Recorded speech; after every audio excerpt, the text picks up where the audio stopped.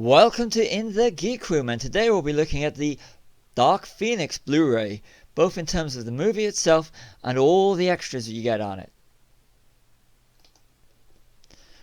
Before I look at the movie, just want to point out the extras.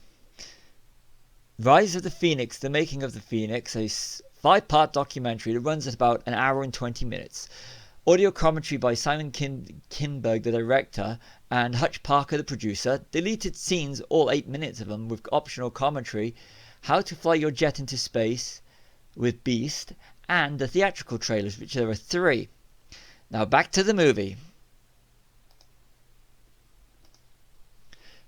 Take the film as a standalone movie, with no connection to the rest of the Fox X-Men universe. It's an enjoyable movie, it's the second retelling of the Dark Phoenix saga. When I say saga, that's a strong word for a film that is only basically it's just one film. They tried it with Last Stand, and it was slated for many films.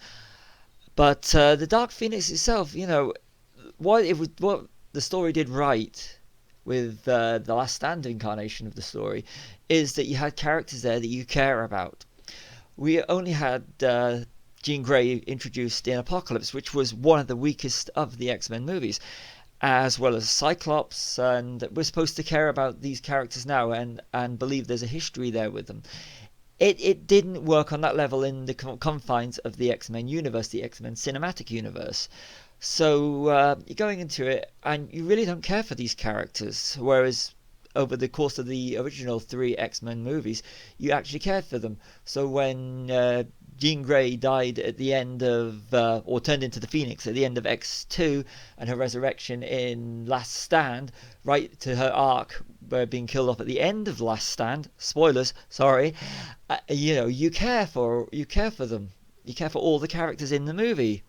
In this one, you don't get given the character development to actually care for the characters, and the ending seemed so much like all the other X-Men movies.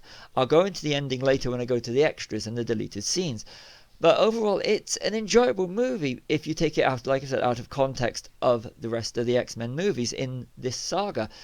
But it just feels so tacked on, a franchise that should have really ended with Logan, which is the fitting end to the X-Men movies. Extras. Now, this is where I thought it would get interesting, as you've got like the 1 hour 20 documentary, which it's split into 5 parts, but I watched it as a whole, all 1 hour 20 minutes of it, and I expected references to this. If they don't release the New Mutants, is going to be the last one in the X-Men universe. Some references to the reshoots would have been nice. Overall, the documentary, it was a bit too long, and it really didn't cover much ground that I didn't know or really didn't care for. Rise of the Phoenix, is the name of it, and like I said, it wasn't really that enjoyable. I've seen a lot better. They could have used it to considering it's now under the Mouse House, and the release is Fox, but it's under the Mouse House, Disney. You could have made something great about the reshoots and all the changes they had to make, but they didn't. The How to Fly Your Jet with Beast extra was pointless and really boring. Deleted scenes, all 8 minutes. They could have done what they did with the likes of Taken 2 and had the alternative ending.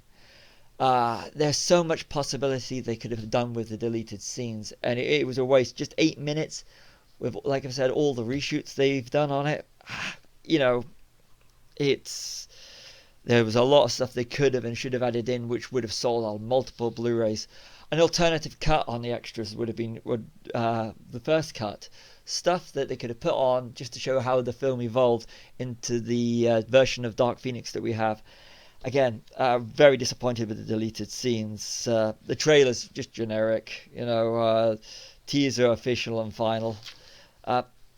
The audio commentary by producer Hutch Parker and director Simon Kinberg, I found myself just going in and out of it. It wasn't that good. It wasn't enjoyable. It didn't capture my attention.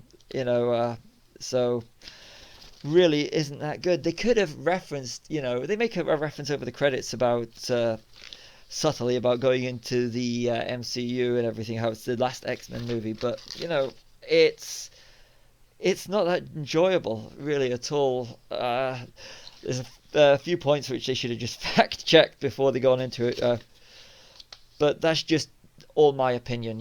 Like I said, I enjoy listening to audio commentaries, and this was one that I was checking stuff as I was going along. I went in and out of interest, but I wanted to listen to it to its full.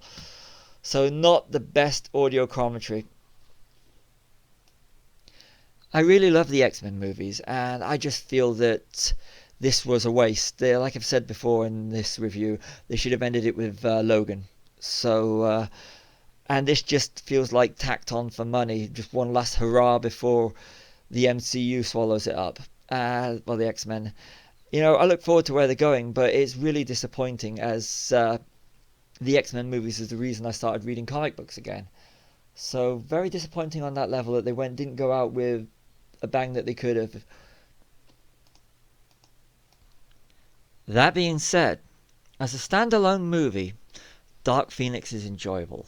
Not as good as Last Stand, like I said, because of character development, which Last Stand had the opportunity to do. But it is still an enjoyable movie. So check it out if you like it, but it's just not as good compared to some of the other X-Men movies. That's been my opinion of X-Men Dark Phoenix. See you all in another In the Geek Room review.